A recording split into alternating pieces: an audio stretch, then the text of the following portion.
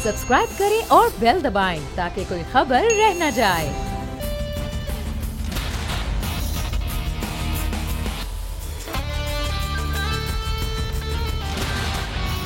अस्सलामुअलैकुम। The special report with Mudassar Iqbal के साथ हाजिर खिदमत है। नाज़रीन, इस वक्त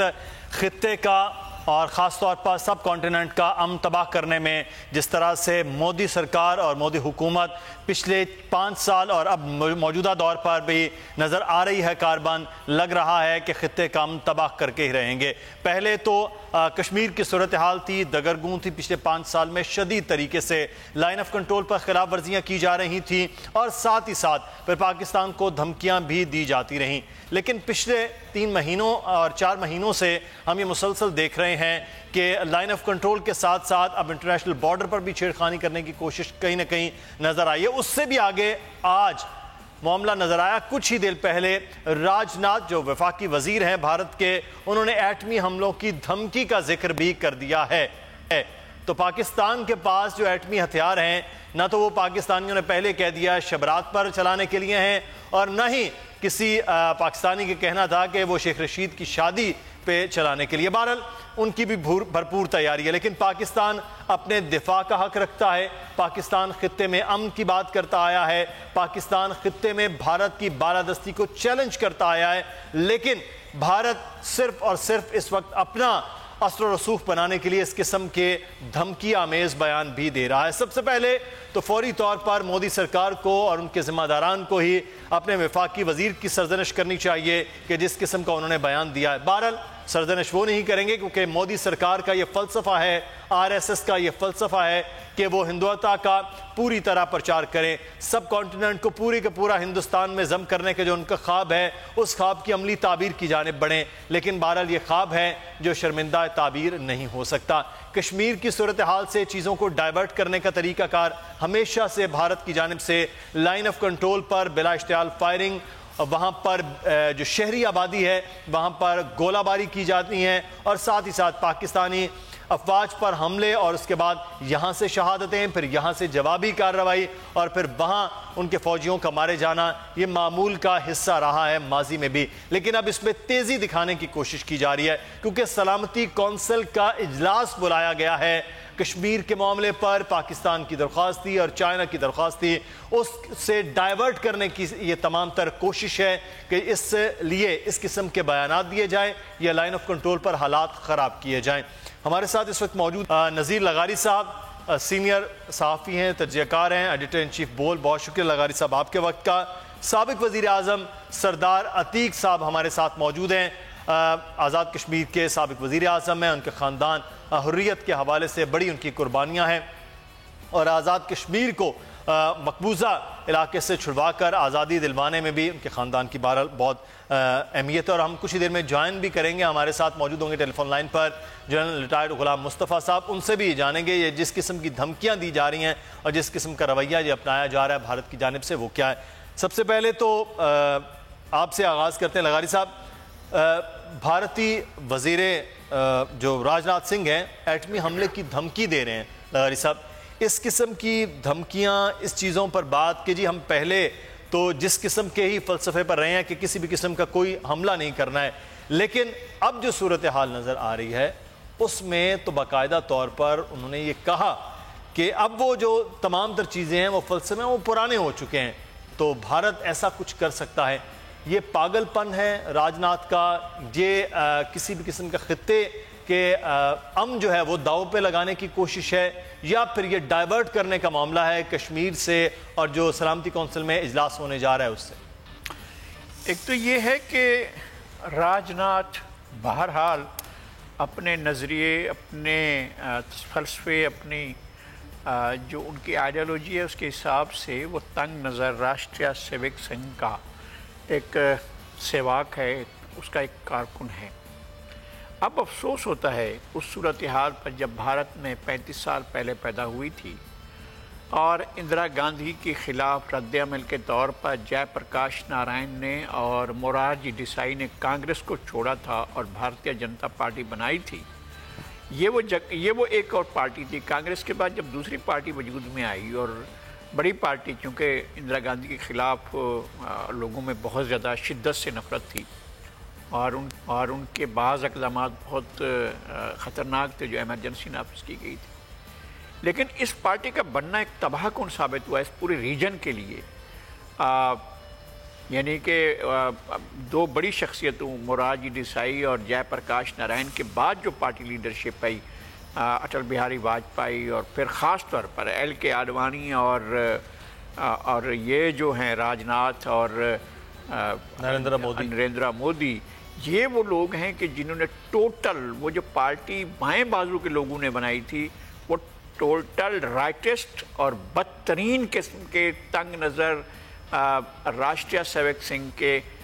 پرچارک اور اس کے سوا یہ آئے اور پوری پارٹی پر چھا گئے، اور انہوں نے پوری پارٹی کو یعنی ایک ایسے رنگ میں رنگ دیا ہے جس کا کبھی پچھلے 1-1.5 ہزار تک کوئی تصور نہیں رہا تھا۔ پورے ہندوستان کا کلچر تبدیل کر دیا، اور یہ ہندوستان وہ بہرحال نہیں تھا جو گزشتہ 1.5 ہزار سال تک 1.5 ملینیم تک رہا تھا، وہ بالکل نہیں تھا، اور اس کی ساری صورتحال کو، سارے نقشے کو، ساری چیزوں کو انہوں نے بدل کر رکھ دیا اور ایک تنگ نظر، غیر روادار اور ایک ایسے معاشرے میں بدل دیا جہاں انسانوں کی کوئی قیمت نہیں ہے، جہاں پر جانوروں کی قیمت ہے، جہاں پر بندر کی اور جہاں پر گائے کی کو ہی مقدس اور عبادت کے لائق سمجھا جاتا ہے، جہاں انسانوں کے قتل عام پر کوئی افسوس بھی نہیں ہوتا ہے، جہاں افسوس نہیں کیا جاتا۔ خود ہندو مت میں بھی کیا تقسیم ہے کہ جو دلت ہیں اور جو اکثریت میں ہیں انہیں زندگی میں کسی دور میں بھی ساتھ لینے کا، یعنی یہ مذہبی فریضے کے طور پر ان کو زندگی سے پیچھے رکھنا ہے۔ یہ وہ صورتحال ہے جو آج ان کو آئیڈیالائز کر رہے ہیں، آج ان کو اچھی لگ رہی ہے، لیکن یہ انڈیا کی اپنی بنیادوں میں یہ آئٹم بم کب استعمال کرتے ہیں کب نہیں کرتے ہیں، اور اس کا جواب ان کو کیا ملتا ہے کیا نہیں ملتا ہے دوسری بات ہے۔ ان کی اپنی بنیادوں میں آئٹم بم رکھے ہوئے ہیں، اتنے بڑے آئٹم بم ہیں کہ انڈیا جو ہے وہ بکھر کر رہ جائے گا، ٹکڑے ٹکڑے ہو کر رہ جائے گا، اور انڈیا کی یہ حیثیت نہیں رہے گی۔ مودی کا اقتدار چاہے کتنا طویل بھی ہو، بہرحال یہ متحدہ ہندوستان کا آخری اقتدار ہے، اس کے بعد ہندوستان کا ایک آپ نے ٹکڑوں کی بات کی اور جس قسم کی چیزوں کی بات کی، اس سے بری صورتحال نہیں تھی رشیا کی، لیکن گورباچوف بھی ان کے لیے اسی قسم کے ثابت ہوئے کہ سوویت یونین جو ہے وہ ٹکڑے ہوا، تقسیم ہوا۔ تو بھارت کی جو صورتحال اس وقت واجپئی جیسے بندے کے بعد نریندر مودی لے کر چل رہے ہیں جس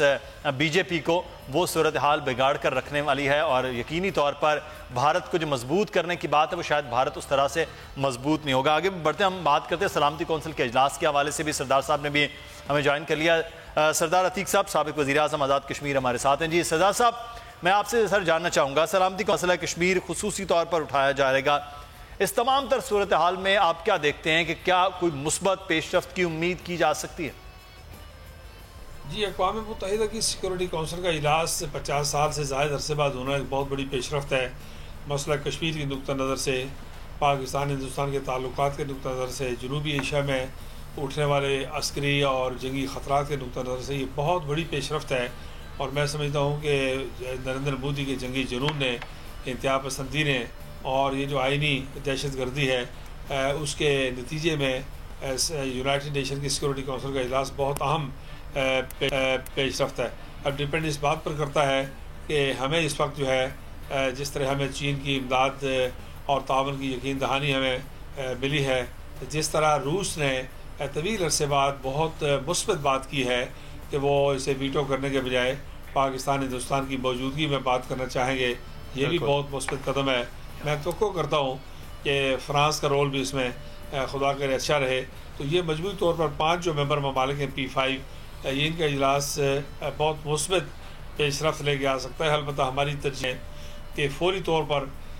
جو ہے وہ مقبوضہ کشمیر میں ایکسیس ہماری ٹاپ پرائرٹی ہونی چاہیے، کیونکہ یہ اجلاس 2 دن بھی رہ سکتا ہے، 2 ہفتے بھی رہ سکتا ہے، 4 ہفتے بھی جاری رہ سکتا ہے، اس میں ٹائم لگ سکتا ہے، لیکن مقبوضہ کشمیر میں آج 12-13 دن سے انسانی ساری آبادی جو ہے وہ کھانے پینے کی اشیاء سے، ادویات سے، رابطے سے، ٹیلی فون سے، بجلی پانی اور گیس سے، آمد و رفت سے، ہر چیز سے محروم ہے، کہ اس کو کوئی ایکسیس دینی چاہیے۔ بچے دودھ پینے والے بچے بھوک اور پیاس سے بلک رہے ہیں. تو ان حالات میں یہ جو ایکسیس ہے یہ ٹاپ پرائرٹی ہونی چاہیے, اور میری تجویز ہوگی کہ حکومت پاکستان کو چین کے ذریعے اس بات پر زور دینا چاہیے کہ یہ جو P5 ہیں یہ فوری طور پر اپنے پیس فورسز کو کشمیر میں ڈپلائی کرنے کا فیصلہ کریں. امریکہ سمیت, برطانیہ سمیت, فرانس اور روس اور چین کے لوگ جو ہے وہ پیس کیپنگ فورس کو فوری طور پر بھجوائیں تاکہ ہندوستانی مقبوضہ کشمیر میں قتل و غارت گری اور ہندوستانی حقوق کی پامالی رک سکے, اور گجرات والا کو میسیکر. بالکل سردار صاحب, یہ بہرحال بڑی اچھی تجویز ہو, اس سے چیزیں بھی تھوڑا کلیئر ہوں گے. لیکن بھارت کی تو ہر درمی لغاری صاحب ہمیں نظر آ رہی ہے. وہ تو انٹرنیشنل آبزرورز کو مقبوضہ کشمیر میں جب بہت بہتر تھی صورتحال تب بھی جانے کے لیے ان کے لیے بڑی مشکلات ہوتی تھی. یہاں مل کریں گے یہاں پر نیوز اپڈیٹس.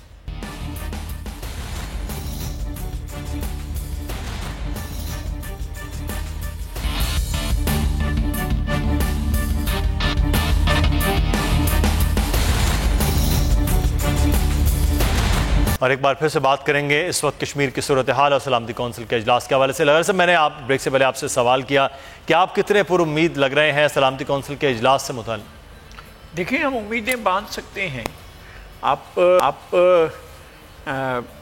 اس دنیا کے اندر جب چیزیں مختلف ہو رہی ہیں, جب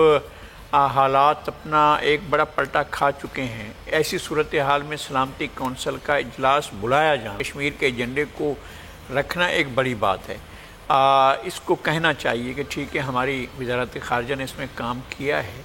لیکن جو تیاری ہونی چاہیے, جس طرح سے ہمیں وہاں پر اپنے کیس کو پیش کرنا چاہیے کہ ہم نے اتنی تیاری کی ہے, کیا ہم نے دنیا کے سامنے حقائق رکھے ہیں, کیا دنیا اس بات سے آگاہ ہے کہ پچھلے 13 روز سے کشمیریوں کے گھروں کے دروازے بند ہیں اور ان کو گھروں سے باہر نہیں نکلنے دیا جا رہا ہے. کیا لوگوں کو پتہ ہے کہ وادی کے تمام بڑے شہروں اور دیہات کے اندر کرفیو لگا ہوا ہے؟ کیا پوری دنیا کو یہ ساری صورتحال بتا دی گئی ہے کہ وہاں پر کمیونیکیشن کا ہر ذریعہ, چاہے وہ مواصلات کا سفر کرنے کا ہو, چاہے وہ ٹیلی فون کرنے کا ہو, چاہے وہ انٹرنیٹ کا ہو, چاہے وہ جو ہے دیگر ذرائع ہوں, ٹیلی فون, موبائل, واٹس ایپ, ہر کوئی بھی چیز جو ہے ہر چیز بند ہے نہیں کر رہی ہے. کیا دنیا اس صورتحال سے باخبر ہے؟ کیا 1 کروڑ سے زائد انسانوں کو زندگی کی تمام بنیادی سہولتوں سے 2 ہفتے تک محروم رکھا جا سکا ہے؟ کیا اس کو خالص انسانی مسئلے کے طور پر عالمی برادری کے سامنے پیش کیا جا سکتا ہے؟ ہمیں اس مسئلے کو حل کرنا ہے, ہم اس مسئلے کو حل کرنے کے پابند ہیں, لیکن کیا ہم دنیا کو بتائیں کہ بھائی آپ ہماری طرف بھی دیکھو, لیکن انسانوں کو تو دیکھو نا, 1.5 کروڑ انسانیوں کی زندگی خطرے میں ہے. کیا یہ اس بات کو برداشت کرنے کو تیار ہیں کہ بچوں کی لاشیں گھروں سے باہر, خدا نہ خواستہ خاکم بدان ایسا نہ ہو کہ بچوں کے باہر لاشیں گلیوں میں پھینکی جائیں؟ کیا اس طرح سے اپنے مردوں کو اٹھا کر پھینکا جائے؟ کیا ہو رہا ہے؟ کیا کشمیر میں جو کچھ ہو رہا ہے کہ دنیا کو یہ نظر نہیں آ رہا ہے؟ ہم دنیا کو بتا پا رہے ہیں؟ کیا ہمارے مشن یہ کام کر رہے ہیں؟ کیا دنیا, کیا فرانس میں پاکستانیوں کا ایک بڑا اجتماع جا کر وہاں پر ان کی وزارت خارجہ یا وہاں پریزیڈنسی کے سامنے جا کر یہ اپیل, یہ گزارش, یہ فریاد پیش کر سکتا ہے کہ ہمارے کشمیر کے اندر یہ صورتحال ہو رہی ہے کہ مقبوضہ کشمیر کی زندگی معطل کر دی گئی ہے؟ آپ معمولات نہیں معطل کر رہے ہیں, آپ زندگی کو معطل کر رہے ہیں, آپ حیات کے تمام نعتوں کو معطل کر رہے ہیں, آپ جینے کے تمام وسائل کو معطل کر رہے ہیں, جینے کے تمام ذرائع کو معطل کر رہے ہیں. یہ شہر میں 13 روز سے نہ پانی کی سپلائی ہوئی ہو, نہ اناج کی سپلائی ہوئی ہو, نہ وہاں پر جو بجلی کی سپلائی ہوئی ہو, نہ وہاں گیس کی سپلائی ہوئی ہو, نہ وہاں پر سیوریج کا انتظام ہو, تو وہاں زندگی کیسے ہوگی؟ ہمیں کیا پتا کتنے لوگ زندہ ہیں, کتنے لوگ زندہ نہیں ہیں. کیا عالمی برادری کے ضمیر کو دستک دی جا سکتی ہے کہ بھائی خدا کے واسطے یہ دروازے تو کھلواؤ, لوگوں کو باہر تو آنے دو, لوگوں کو زندگی طرف لوٹنے تو دو؟ کیا اس طرح سے انسانوں کو جو ہے ختم کرنے کے لیے فیصلہ کیا گیا کہ عالمی برادری تماشائی بنی رہے گی؟ اگر عالمی برادری تماشائی بنی رہے گی تو یہاں سے عالمی امن کی تباہی کا آغاز ہوگا. जो बैठे हुए हैं महफूज जगहों पर, जो अपने मुल्कों के अंदर, अपने बड़े शहरों के अंदर, दुनिया के कोने कोने में बैठे हुए हैं, वो 1 करोड़ इंसानों की इस हालत के बाद बिल्कुल अपने आप को महफूज समझते हैं तो बड़े बेदर्द हैं और गलत समझते हैं। इस मामले को इंतहाई अगर सादा आलमी दुनिया समझेगी तो शायद यहाँ तो नुकसान होगा सब कॉन्टिनेंट में, लेकिन उन तमाम लोग नुकसान उसी तरह से होगा। इस मामले की संजीदगी को देखना बहरहाल बड़ा ज़रूरी है। तो पाकिस्तान, हुकूमत पाकिस्तान इसमें सरदार साहब क्या किरदार अदा कर सकती हैं? देखिए, जहाँ तक हुकूमत पाकिस्तान का ताल्लुक है, इस वक्त तक हुकूमत पाकिस्तान की पॉलिसी बड़ी काबिल कदर है, काबिल तहसीन है। एक तो ये कि फौरी तौर पर वज़ीर ख़ारिजा शाह महमूद कुरैशी का चीन जाना और चीन से तावन की यकीन दहानी लेकर वापस सीधा मुज़फ़्फ़राबाद में कश्मीरियों के साथ यकजहती बनाने के लिए आना एक बड़ा कदम है। दूसरा, इमरान खान साहब ने मुज़फ़्फ़राबाद में आकर तो यकजहती का जो पैगाम दिया और अपने आप को कश्मीरियों का एम्बेसडर कहा जम्मू और कश्मीर के अवाम का, ये दूसरी बड़ी पेशरफ्त है। तीसरा ये है कि कश्मीरियों के जो तहरीक आज़ादी के बानी लीडर हैं मुजाहिद अव्वल सरदार मोहम्मद अब्दुल क़य्यूम खान का दिया हुआ मुस्लिम कॉन्फ्रेंस का नारा कश्मीर बनेगा पाकिस्तान, इसको ऑफिशियल लोगो सारे मीडिया ने और इसको ऑफिशियल लोगों के तौर पर इस्तेमाल किया और हुकूमत पाकिस्तान ने, ये बड़ी पेशरफ्त है। अब जहाँ तक तजावीज़ का ताल्लुक है, हम एक तो ये जैसे मैंने कहा कि एक तजवीज़ ये है कि मकबूजा कश्मीर कम्प्लीटली स्ट्रेंगुलेटेड है, मासरे में है, सारी दुनिया से मुनक़ता है, हिंदुस्तान के किसी ह्यूमैनिटेरियन इदारे को एक्सेस नहीं है। एक फैक्ट फाइंडिंग मिशन ख़वातीन का परसों जो गया था, उसने मासूम बच्चों के बारे में जिन्हें जेलों में मुंतकिल किया जा रहा है माओं की गोदों से उठा कर उनके बारे में तशवीश का इज़हार किया है। एक तो ये करना चाहिए और दूसरा ये कि सारी दुनिया पर यह बात वाज़ेह करना चाहिए कि जिस तरह अक़वाम मुत्तहिदा की करारदादों में दुनिया ने अपनी कमिटमेंट दी हुई है कि हिंदुस्तान का फ़ौजी कब्ज़ा कश्मीर पर काबिल कबूल नहीं है, बिल्कुल इसी तरह मसला कश्मीर के हल के लिए इन करारदादों पर ज़ोर देना चाहिए और इस बात का एहतमाम करना चाहिए कि ये जो हिंदुस्तान का जंगी जुनून है तो उसी पर समदाना अज़ाइम है और सारी दुनिया पर ये मैसेज चला गया है कि नरेंद्र मोदी जो है वो मौजूदा दौर के एशिया के हिटलर हैं और हिटलर के जानशीन हैं। इस तासर को रोकने के लिए इक़दाम में हुकूमत पाकिस्तान को प्रोएक्टिव पॉलिसी इख्तियार करनी चाहिए। सर बिल्कुल, बहुत शुक्रिया सरदार अतीक साहब हमारे साथ मौजूद थे, साबिक़ वज़ीर आज़म आज़ाद कश्मीर। अब देखना यह है कि सलामती कौंसिल में जो बड़े ममालिक हैं वो किस तरह से देखते हैं कि जो कर्फ्यू है, सबसे पहले तो उस कर्फ्यू को उठाया जाना ज़रूरी है क्योंकि इंसानी हुकूक की जो खिलाफ वर्जियाँ हो रही हैं, तो ये इससे पहले भी इस किस्म के टारगेट बलूचिस्तान में मुख्तलिफ जगहों में मसाजिद पर भी मुसलसल किए जाते रहे हैं। ये क्या साजिश है जिसको रोका नहीं जा पा रहा? मौजूदा फ़िज़ा में हम इसको कोई फ़िरका वाराना तसादुम का रंग नहीं दे सकते हैं। बिल्कुल, इस वक्त जो फ़िज़ा है पाकिस्तान के अंदर, लोग एक जगह पर एक पेज पर हैं और इस वक्त तो सारी पाकिस्तान की पूरी आबादी कश्मीर के मसले को देख रही है और वो हुकूमत और अपोजिशन को एक पेज पर देखना चाहती है कि अगरचे हुकूमत इस सिलसिले में नाकाम हुई है और वो अपोजिशन को साथ नहीं मिला सकी है, लेकिन यहाँ पर जो वाक़या हुआ है कचलाक में, कैजुअलिटीज़ की तादाद भी मुख्तलिफ बताई जा रही है, 3, 4 और 5 के दरमियान बताई जा रही है कि अफराद की हलाकतें हुई हैं या वहाँ पर जाँ बहक हुई हैं। लेकिन अफसोसनाक बात यह है कि हम बहुत सी चीज़ों को, बहुत से एलिमेंट्स को नज़रअंदाज करते हैं। वो ये कि सिक्योरिटी मेजर्स कैसे थे, क्या इस बात की पहले से इतला थी, क्या एक हम इस बात पर नज़र रखे हुए हैं कि इंटरनेशनल प्लेयर्स यहाँ पर क्या गेम कर रहे हैं, दूसरे मुल्कों की एजेंसियाँ यहाँ क्या काम कर रही हैं, ख़ुद हमारे इदारे जो हैं उन पर नज़र रख रहे हैं या नहीं रख रहे हैं, ये सारी सूरत हाल है। बहरहाल इस वक्त सबसे ज़्यादा शदीद तरीन ज़रूरत ये है कि मुल्क के दिफाई इदारे और इंटेलिजेंस इदारे जो हैं वो पाकिस्तान की सलामती को पेश नज़र ज़रूर रखें और बाकी दीगर मामलात हैं वो होते रहेंगे, लेकिन सलामती जो है वो हमारा बुनियादी मसला है और बुनियादी इशू है, इसको बहरहाल रोका जाना चाहिए। के तमाम इदारे जो हैं वो सलामती के हवाले से काम भी कर रहे हैं और इस वक्त मशरक़ी और मगरबी बॉर्डर पर जिस किस्म के चैलेंजेस पाकिस्तान को हैं उससे निमटने की भी भरपूर तैयारी। बहुत शुक्रिया नज़ीर लगारी साहब हमारे साथ मौजूद थे और फिलहाल जैसी अपडेट मज़ीद होगी कचलाक धमाके के हवाले से उससे भी आपको आगाह करेंगे। मुदस्सिर इकबाल को प्रोग्राम से इजाज़त दीजिए। अल्लाह हाफ़िज़।